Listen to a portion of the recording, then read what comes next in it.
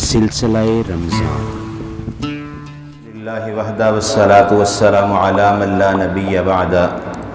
اما بعد اعوذ باللہ من الشیطان الرجیم بسم اللہ الرحمن الرحیم ما ينظرون الا صیحة واحدة تأخذهم وهم يخصمون فلا يستطيعون توصية ولا إلى أهلهم يرجعون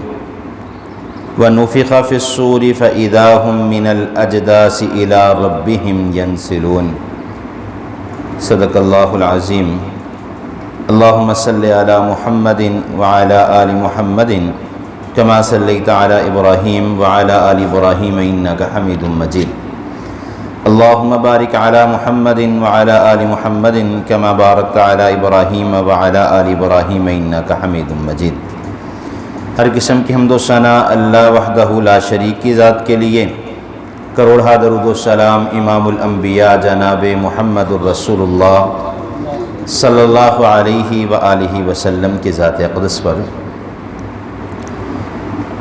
مختصر حمد و ثنا کے بعد ما ينظرون الا صیحة واحدة تأخذهم وهم يخصمون، کیا وہ نہیں دیکھتے مگر ایک چیخ جو پکڑ لے گی اور اس میں جھگڑا کرنے والے ہوں گے۔ فلا يستطيعون توصية ولا إلى أهلهم يرجعون، پس وہ نہیں طاقت رکھتے وصیت کی، ولا إلى أهلهم يرجعون، جو انہوں نے اپنے اہل میں سے پیچھے چھوڑا۔ ونفخ في الصور، اور سور میں پھونک دیا جائے گا، فإذا هم من الأجداث إلى ربهم ينسلون،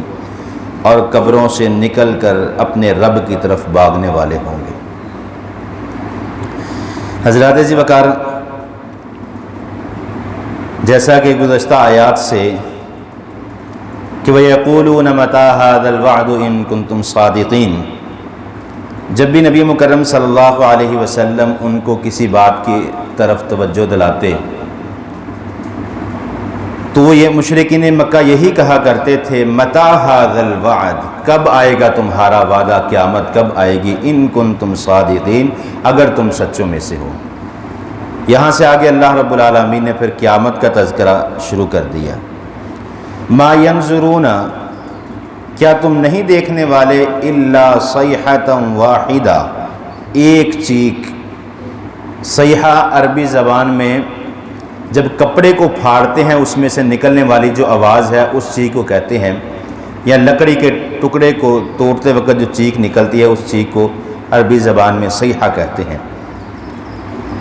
اللہ رب العالمین فرماتے ہیں کہ تم نہیں دیکھتے اس ایک چیخ کو، تأخذهم وهم يخصمون، اور جب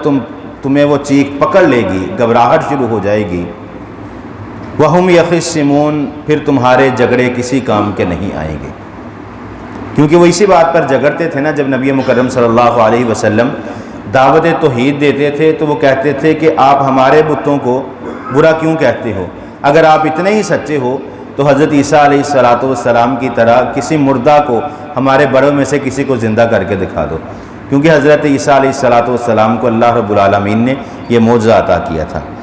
اور اسی بات میں جو جھگڑتے ہیں تو اللہ رب العالمین فرماتے ہیں جب وہ چیخ، اس چیخ سے مراد وہ سور جو پہلی دفعہ پھونکا جائے گا، تو اللہ رب العالمین فرماتے ہیں کہ جب وہ چیخ آ جائے گی تو پھر تمہارے جھگڑے کسی کام کے نہیں رہیں گے، پھر فیصلے کی گھڑی آ جائے گی۔ اور اس سے اگلی آیت کیا ہے؟ فلا يستطيعون توصية ولا الى اهلهم يرجعون، بس وہ نہیں طاقت رکھتے۔ طاقت رکھنے سے مراد ایک تو وہ ہے کہ ایک انسان لاغر ہے، کمزور نہیں، مطلب گونگا ہے، وہ بولنے کی طاقت نہیں رکھتا۔ ایک اللہ رب العالمین نے قوت بصارت نہیں دی، وہ دیکھ نہیں سکتا، قوت سماعت نہیں دی، وہ سن نہیں سکتا،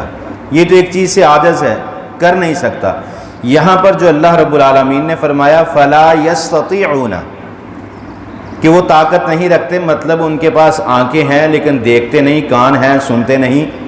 اللہ رب العالمین نے سمجھ دی ہے لیکن وہ سمجھ نہیں سکتے۔ توصیۃً ولا الی اہلہم یرجعون، وہ اپنے گھر والوں کے لیے کوئی وصیت نہیں کر سکیں گے، جو ان کے پیچھے گھر والے رہ گئے ان کو وصیت نہیں کر سکتے۔ یہاں پر ایک مراد جو حادثاتی موت ہے۔ انسان اپنے آپ میں بڑا طاقتور ہے اور سمجھتا ہے کہ مجھ سے طاقتور کوئی نہیں، لیکن اللہ رب العالمین فرماتے ہیں جب اس کی موت کی گھڑی، موت کا وقت آ جاتا ہے، مثلا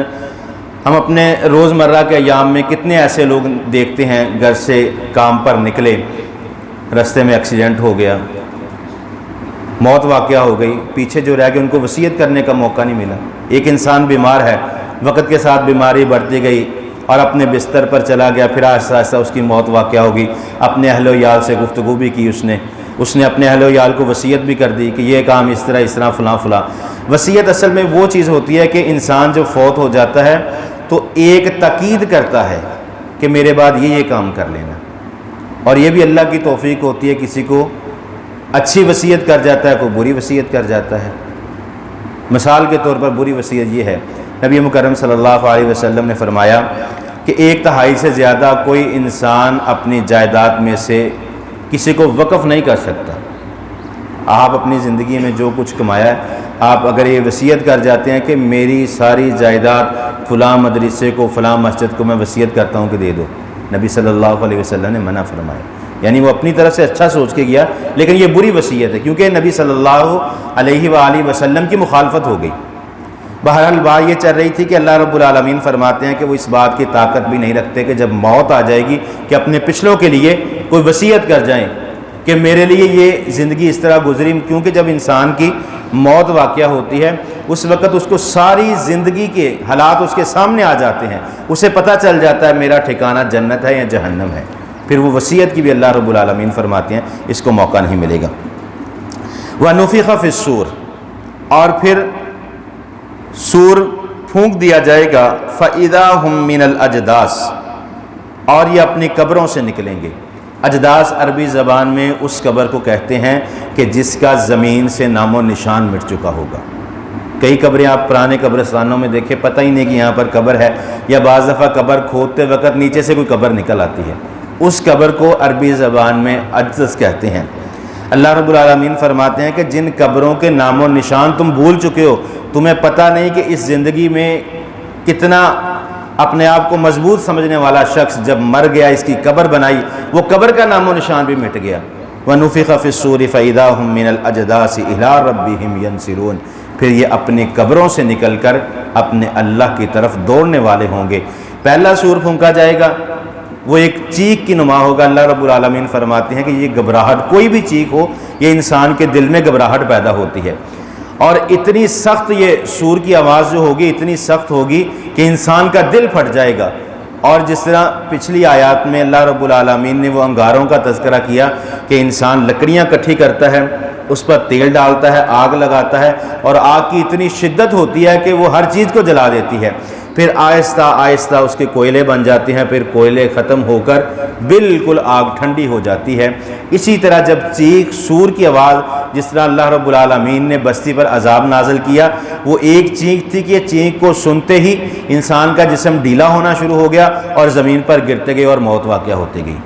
اسی طرح جب پہلا سور پھونکا جائے گا، اس سے اتنی تیز آواز ہوگی کہ کائنات کا کوئی فرد و بشر جس کو اللہ رب العالمین نے زندگی عطا کی ہے، اس کی زندگی باقی نہیں رہی،